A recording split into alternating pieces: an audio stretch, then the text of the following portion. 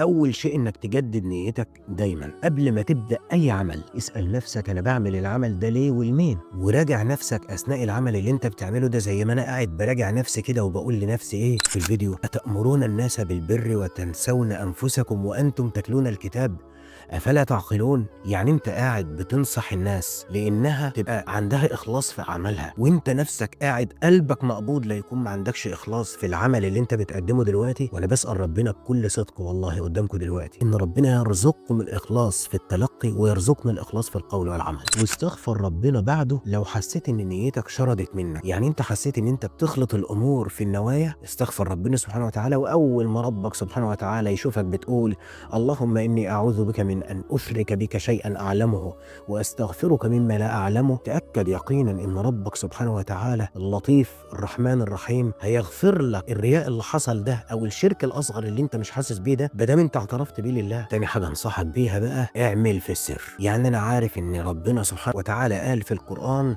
وأنفقوا سرا وعلانية. يا سيدي خليك في السر، علشان العلانية في اليومين دول مصيبة سودة وبتجر قلوبنا لطرق إحنا أصلا مش قدها.